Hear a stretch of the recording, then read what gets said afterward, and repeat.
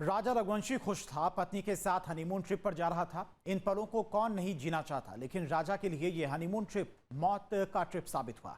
उसकी नई नवेली दुल्हन ने धोखे का खंजर उसके सीने में उतार दिया। राज कुशवाहा से इश्क की सनक ने सोनम को एक कातिल बीवी बना दिया। मेघालय की सोरा वैली में सोनम का खूनी षड्यंत्र। जहां हुआ राजा रघुवंशी का मर्डर, वहां से खूनी कांड की पूरी कहानी। सोनम ने सोहरा वैली में अपने हाथों से अपना सुहाग उजाड़ा। हनीमून हॉरर की पूरी कहानी, सोनम की साजिश का पूरा सच। ऊंचे पहाड़, गहरी खाई, हरा भरा जंगल और चारों तरफ सन्नाटा। यह वही जगह है जहां इंदौर के कारोबारी राजा रघुवंशी का मर्डर हुआ।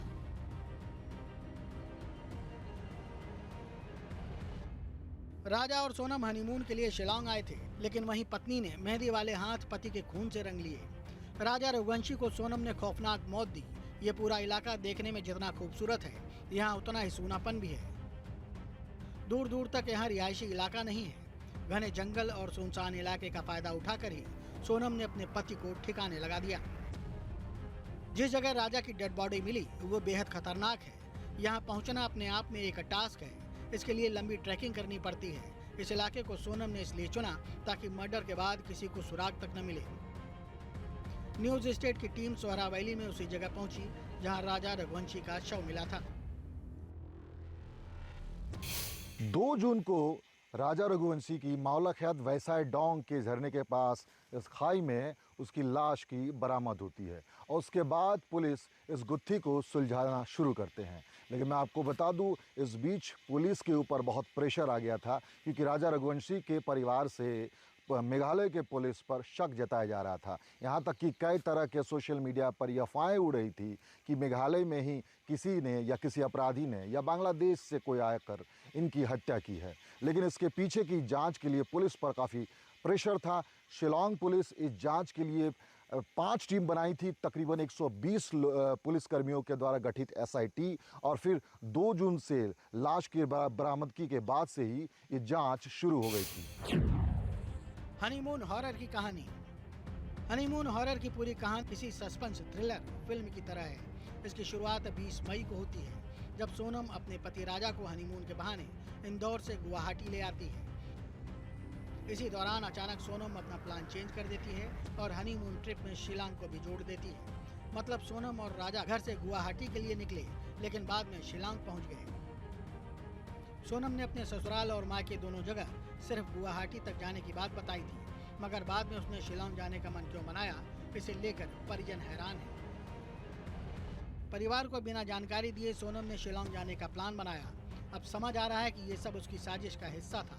21 मई को राजा और सोनम गुवाहाटी से शिलांग पहुंचे और यहाँ एक गेस्ट हाउस में कमरा लिया। इसी गेस्ट हाउस से सोनम ने अपनी साजिश को अंजाम तक पहुंचाने का प्लान आगे बढ़ाया।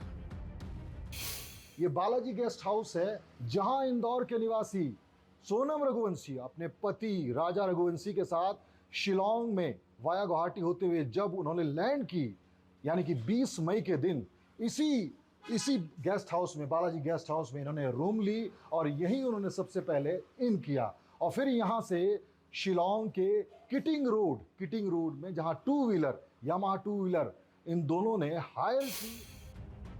22 मई को राजा और सोनम चेरापूंजी के लिए निकले। यहाँ सोहरा इलाके में उन्होंने होटल मन्हा में रूम लेने की कोशिश की, लेकिन उन्हें कमरा नहीं मिला। इसके बाद उन्होंने होटल स्टाफ से सामान रखने की गुहार लगाई। होटल स्टाफ ने इसकी इजाजत दे दी। सामान रखने के बाद सोनम और राजा दूसरी जगह के लिए निकल गए। वो रूम देखने आया था, रूम की तलाश में था, लेकिन रूम नहीं था तो वो लोग ने लगेज रख के गया। 22 मई को साजिश फेल। पुलिस ने दावा किया कि सोनम 22 मई को ही राजा को मारना चाहती थी। इसके लिए प्लान भी तय था, जिसके मुताबिक सोनम राजा को पहाड़ पर ले जाने वाली थी और तीनों सुपारी किलर्स की मौजूदगी में सेल्फी के बहाने राजा को पहाड़ से धक्का दे दिया जाएगा। मगर बारिश और अंधेरे की वजह से ये प्लान फेल हो गया। इसके बाद आरोपियों ने दूसरे प्लान पर काम करना शुरू किया। सोनम रघुवंशी चेहरे से भले ही मासूम दिखती हो, मगर उसका दिमाग बेहद शातिर है। राजा रघुवंशी मर्डर केस से जुड़े जितने भी खुलासे हो रहे हैं, उसमें सोनम की प्रोफेशनल क्रिमिनल जैसी साजिश से पर्दा उठ रहा है। सोनम रघुवंशी कुछ इसी तरह से हंसते मुस्कुराते स्कूटी के पीछे बैठी थी और स्कूटी चला रहा था राजा रघुवंशी। किसे पता था कि जो पीछे बैठी थी सोनम रघुवंशी, जो पत्नी राजा रघुवंशी की, वो पीछे बैठी थी, वो उसके पीछे एक षड्यंत्र, एक साजिश भी रच रही थी। और वो कोई मामूली साजिश नहीं, वो खूनी साजिश रच रही थी। 22 मई को प्लान ए फेल हो जाने के बाद प्लान बी को अंजाम देने की तैयारी हुई। इसके लिए 23 मई का दिन चुना गया। 23 मई की सुबह 5:30 बजे सोनम और राजा ने होम स्टे से चेकआउट किया था।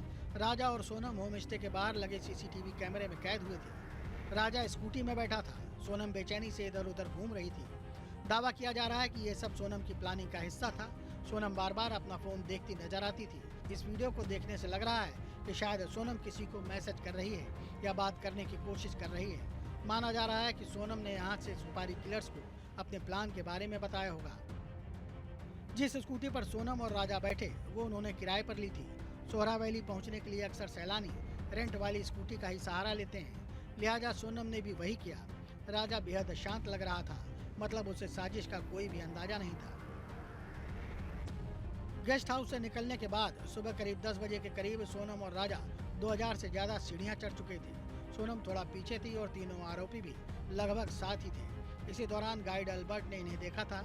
इसकी गवाही के आधार पर ही बाद में पुलिस को आरोपियों तक पहुंचने में मदद मिली और कई अहम सबूत जुटाए। और इस जांच की गुत्थी को सुलझाने में एक महत्वपूर्ण कड़ी आता है एक गाइड के तौर पे एल्बर्ट पीडी। एल्बर्ट पीडी वो गाइड है जहां इस क्षेत्र में ट्रैकिंग के लिए आपको गाइड की ज़रूरत पड़ती है। बिना गाइड के आप इसके इंटीरियर में नीचे की तरफ आप नहीं जा सकते हैं। लेकिन एल्बर्ट पीडी का सहयोग अब राजा रघुवंशी और सोनम रघुवंशी ने उस दिन उनका सर्विस को हायर नहीं किया था। और एल्बर्ट पीडी ने पुलिस के सामने यह बयान दिया कि उनके साथ 3 अन्य लोग भी थे जो हिंदी में बात कर रहे थे और बड़े घुल मिल गए थे उन लोगों के साथ। दोपहर के करीब 1:30 बजे सोनम ने राजा की हत्या के लिए अपना प्लान एक्टिव किया। इसके तहत उसने सबसे पहले अपनी सास यानी राजा की मां को फोन लगाया। उनके साथ मीठी मीठी बातें की। इसका मकसद यही था कि वो परिवार को भरोसा दिला रही थी कि सब कुछ ठीक है।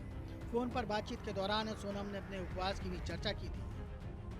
हेलो हेलो, हाँ मैं राजा का फोन चालू नहीं हुआ अभी? अभी नहीं हुआ, बस हम चढ़ाई कर रहे हैं। हैं? हम ऊपर चढ़ गए फिर फोन लगाते हैं। और आज तो उपवास होगा फिर? मेरा तो उपास है ना, मेरे को 2-3 बार बोल दिया। हाँ। मैं घूमने के चक्कर में अपनी ग्यारस थोड़ी तोड़ूंगी।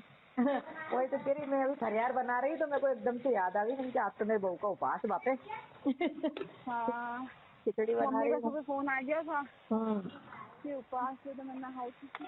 हाँ तो कहीं दूध लस्सी जो भी मिल रहा हो उपवास का सामान वो खा लो। अब पहले ऊपर तो चढ़े, जंगल में है, यहाँ से आज कुछ मिलेगा। बाप रे, मैंने हाँ। कही थी कुछ ड्राई फ्रूट रख के ले जाओ तो बोले हाँ क्या करेंगे हम, दो तो ये जंगल है, पता है, घोर जंगल है, एकदम खड़ी चढ़ाई है। चढ़ना मतलब उतरना भी खड़ा ही है और चढ़ना भी खड़ा ही है। तो वहाँ ऊपर देखने के लिए क्या गए? वो अंदर है, वो पहाड़ के अंदर। मना करी थी मैंने तो सुनते नहीं है। हाँ अच्छा, हाँ, तो चलो। वही तो कह रही, वहाँ क्या देखने पहुँच गए तुम? ये नीचे से देख लेते। झरना देखने गए थे, हाँ बड़ा वाला। हाँ, नीचे से हाँ, देख नहीं तो हालत खराब हो गई मेरी तो चढ़ चढ़ के। मैंने कहा कुछ नहीं हुआ। वही तो कह रही अब मैं तो खाना भी ढंग का नहीं है। हाँ, कॉफी बुलवाई हाँ, तो आधा मग्गा दूध होगा हाँ, और उसमें है ना 2 गिलास पानी में बाप रे। और कॉफी डाल के दे दी। मैंने बोला घर से रख के ले जाओ, रास्ता में ना कुछ भी अपनी जरूरत पड़ेगी। नहीं ले गए दोनों के लिए। ठीक है, हाँ, पता लगा कि पता नहीं क्या पी रहे, तो मैंने तो फेंक दी उसको तुरंत। वहाँ तो ऐसी और खाने के नाम पे कुछ भी नहीं है वहाँ पे। सोनम ने पहली बार फोन किया तो कुछ देर तक सास से बात करने के बाद नेटवर्क का हवाला दिया और राजा से बात नहीं कराई। फिर उसके मन में कुछ सवाल उठे तो उसने बाद में सास को फिर से फोन लगाया और राजा की बात करा दी। सोनम ने प्लान के मुताबिक अपनी तैयारी पुख्ता कर ली थी। दोपहर करीब 2 बजे सभी लोग एक सुनसान जगह पहुंचे। यहीं सोनम ने इशारा किया और सुपारी किलर्स को राजा पर हमला करने का आदेश दिया। दावा किया जा रहा है कि सोनम ने चिल्लाते हुए कहा, मार दो इसे। सोनम का ऑर्डर मिलते ही विशाल ने राजा के सिर पर पीछे से वार कर दिया और वो मौके पर ही गिर गया। पति की हत्या के तुरंत बाद 2:15 बजे सोनम ने फोन से सोशल मीडिया पर पोस्ट किया और लिखा, 7 जन्मों का साथ है। सोनम अपनी साजिश को अंजाम देने में कामयाब हुई। अपने पति को उसने बेरहमी से हत्या कर दी। दोपहर करीब 2:30 बजे चारों ने मिलकर राजा का शव गहरी खाई में फेंक दिया। इसके बाद सोनम ने साजिश के तहत खुद को अंडरग्राउंड कर लिया। पुलिस जांच में सामने आया कि वारदात के दिन तीनों सुपारी किलर्स 2 स्कूटी पर पहुंचे थे। हत्या के बाद एक स्कूटी पर 2 किलर्स और दूसरी स्कूटी पर सोनम और एक किलर बैठा और सब क्राइम सीन से 10 किलोमीटर दूर तक गए। जहां भक्ति है हर शब्द में, कथाओं में छिपे हैं दिव्य रहस्य और ज्योतिष देता है जीवन को दिशा। धर्म से जुड़ी हर बातों को जानने के लिए हमारे चैनल स्तुति को सब्सक्राइब करें। चैनल पर जाने के लिए इस लिंक पर क्लिक करें।